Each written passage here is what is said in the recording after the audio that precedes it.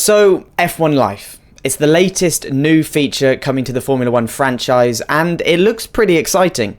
We got hands-on with an early version of the game that includes F1 Life and the Supercars. Let's jump in, take a look, and we'll let you know what we thought of F1 Life right now.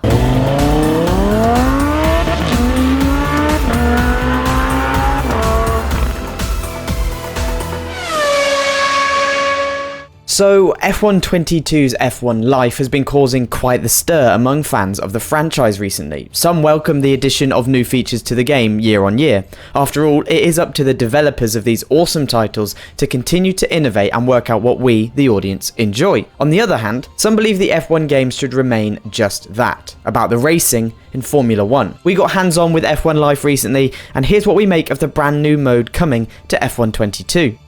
Firstly, F1 Life is easy to find and is not at all intrusive to the overall player experience. If you don't want to get involved with it, you don't have to. As many have said before, it acts as the lobby screen for the multiplayer menus. Should you want to use the feature to its max potential, there are a number of ways to do so.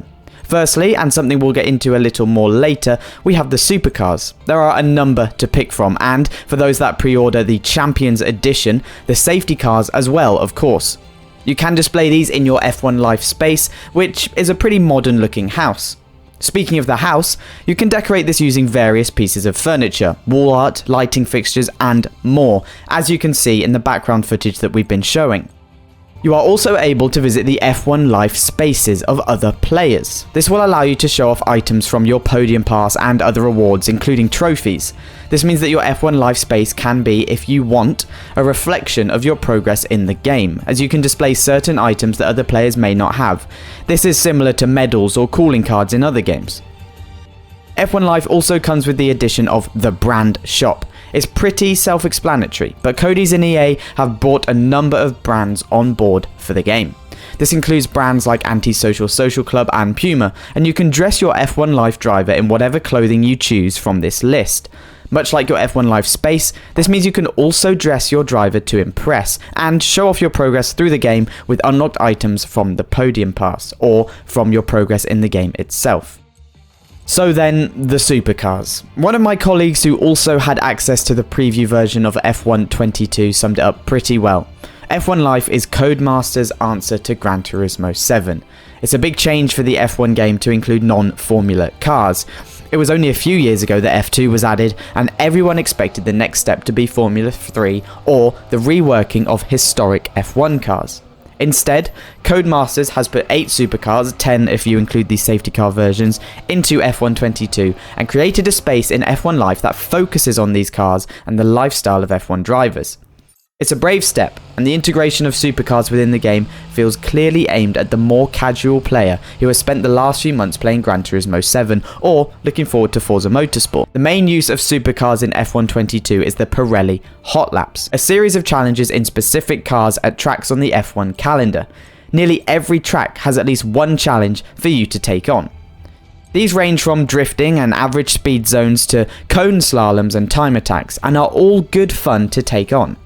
There are bronze, silver, and gold awards to win for each one. Does it sound familiar yet? If you are a Gran Turismo fan, you'll recognise these from license tests in basically every GT title ever. Where F1 22 improves on the formula is with a trio of difficulty options for each challenge that raises or lowers the bar of each award. More competitive players can go for gold on the hard setting, but younger and newer racers, or just casual racers, can still get a sense of achievement by grabbing gold on the easiest settings. It's a nice change of pace and gives players something to do beyond racing around in F1 cars. You can also take the supercars into time trial mode, where you can really push cars around tracks that are in no other game, like Jeddah, Singapore and Miami. The supercars are a handful, always ready to get their tail out and power slide out of any corner. Controlling them is all about patience and throttle discipline.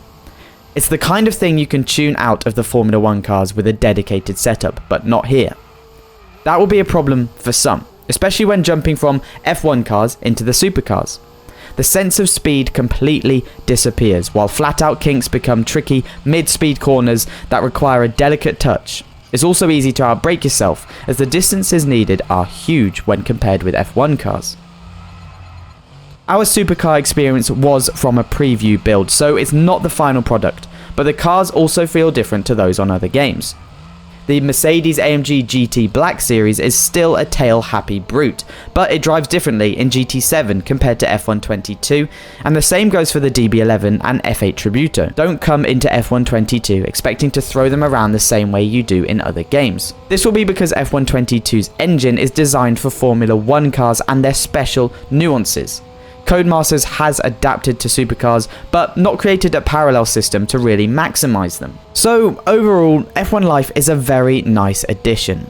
Furnishing a flat, kitting out your avatar in casual attire, and having a place in-game to show off achievements is pretty cool. It also adds purpose to the podium pass, and purely cosmetic microtransaction integration that won't impact gameplay. But the supercars themselves do feel like they are from another game. While fun, they aren't an impactful part of career mode or my team. The Pirelli hot laps crop up as skippable events in your calendar, just like the old invitational events did. They add some cash and acclaim to your balances, but not by a huge amount. Instead, you just get out of rhythm with the F1 car by jumping into a totally different piece of machinery. We will have to wait for the full release of F1 22 to get a full feel for the cars and their place in the game, but right now, it feels like an offshoot of Grid or Project Cars that has been tacked on to F1 22.